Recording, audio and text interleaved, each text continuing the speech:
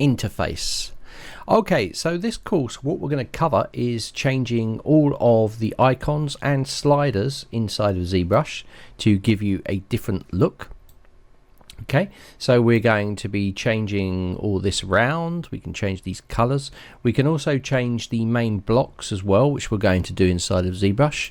The next thing we're going to look at inside of ZBrush is how to set up custom icons in custom positions and palettes inside of the interface area. So we'll be fully modifying these kind of areas, and we'll be looking at the left and right tray areas as well. So on the left hand side there's also a tray area which is not visible there, which we will also put some things into as well.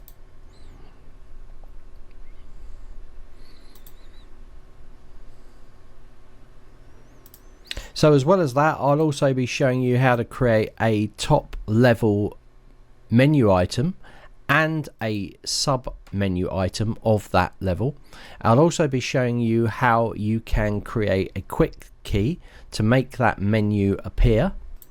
Something like this we can get to pop up when you press a short key combination. Okay. I will also be showing you how to create a custom brush, and also how to get that to appear in both the lightbox and inside the brush menu, and create the icon associated with it as well. So we'll be doing that as well as this. So we have quite a lot of stuff we're doing. Also within the course itself there's other things we'll be looking at as well, such as structuring your work scene. So basically getting textures, so having basically a texture database or an alpha database or a brush database on another drive, and linking that so that it pops up in Lightbox or inside of the panel sets inside Lightbox when you activate ZBrush itself. Now I'll also be telling you about the document background and how to change that to have any color you like, and like I said, a full interface. So I'm going to go through all of the colors. You're going to see all the color changes that you can use. We're also going to look at the sort of preloaded layouts and color structures that ship with ZBrush itself. So by taking this course, it should speed up your workflow significantly and make things a lot easier for you to find. So like a practical use for this would be if you're doing lots of hard surface modeling, you might well decide that you need a palette setup just for your hard surface tools. So this would be a classic example. You also might want to set up another brush folder structure with brushes that you've created yourself, and you want them to be accessible via the Lightbox or via startup of ZBrush. So that's just one use. There's a ton of different uses, plus understanding the kind of scripting and stuff that goes behind the scenes is also going to be useful to you as well. Now I supply full shortcuts on pretty much all of the stuff that you need inside of ZBrush, and we're also going to tackle the macro development side as well, where you can actually record something. So you have a repeatable task, like you take a Z-sphere in this case and you turn it into a Dynamesh, and that might be something that you repeat. You can go really involved with it and take that and change the size and do all these things, and actually, you know, you could apply a surface noise to it. You could then mask by cavity, and then you could de-inflate or inflate that, reverse the mask out. And so with a press of a button you can get it to record these things and then reapply them to something later on to speed up your workflow. So a classic case, for example, would be if you've got a base mesh, it could pull a base mesh in and it could set that base mesh up. It could remesh it, it could also dynamesh it, and basically get that mesh ready for you to do any character sculpts. So you'd always have that repeatable thing that you can use, and in a click of a button it can do 100 different things, and then prepare it for you to carry on. This can save you a lot of time. It's really good to know macros inside of ZBrush, like you do for Photoshop with actions. It works in pretty much a similar method as that. So this course all round is I've included lots of how to move icons and things like that in lessons that I've taught before on ZBrush, but I've never gone in depth with all of the customization features that are available inside ZBrush. So this was to address this, and the reason I'm doing this course, I never even thought to do it, to be honest. I was actually asked by one of my Facebook group students, and he actually asked me to do that and to show a little bit more information. And originally I was going to do it as a free video for him, but it ended up being quite big, so that's why it's now on Udemy. And I think this is going to be a really good thing for you to sort of learn. I might add to it as they bring new features out, but I think I've got 90% of the main things that you'd be using this for. Now, if you want to learn the scripting language, then you can get into that on your own. This is not about scripting using ZBrush scripting or anything like that. This is automatic, but we will look at the scripting and you can see how it kind of works. Alright, so yeah, this should be a good course for you.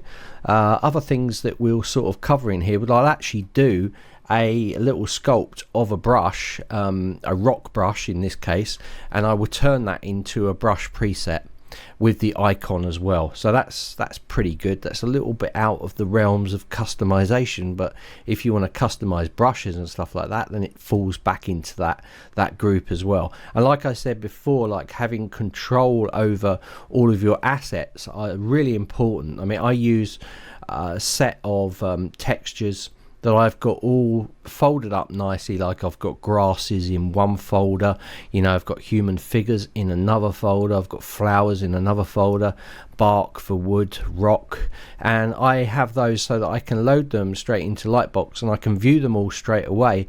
But all those files, like also for alphas and also for brushes and tools, I have those on another drive. It makes it really easy for me to take that drive, plug it into another computer and hook it up into ZBrush in that particular computer, so I can carry it on the go. So the shortcut way of linking things to ZBrush is really helpful for you guys, and I think it will kind of change the way you work quite a lot, especially creating all of these shortcut keys for floating navigation. It's yeah, it's going to be really good. And like I said, I think I covered pretty much everything. Again, if I haven't covered everything and you know of a certain thing of way of customizing or something that I haven't covered, please write to me or message me and I'll update that video, put that video in there so it covers it. Also, if I've gone a bit too quick, I've tried to be really slow and methodical, and nothing is very complicated with this kind of process of customization. But if I've gone too fast for you, again, please message me and then I can get back to you and give you the answers to the questions.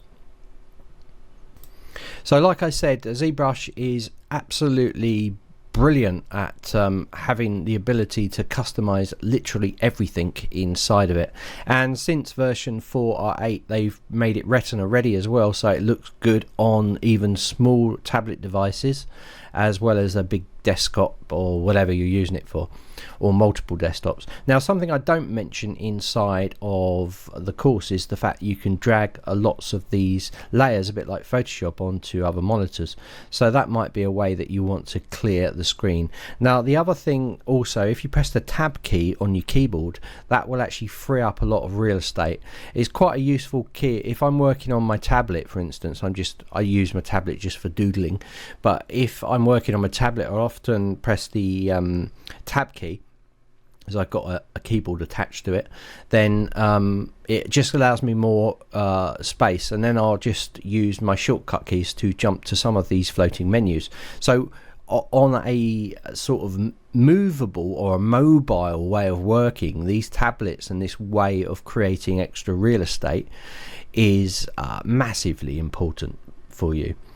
So like I said, there's tons of helpful hints in this course, and yeah, hopefully you should get a lot out of it. And I'll see you in the course where we'll start to have a look at all of the customization methods inside of ZBrush4 R8. Now I know on this screenshot I've got ZBrush R2, but we're using 4 R8. Okay.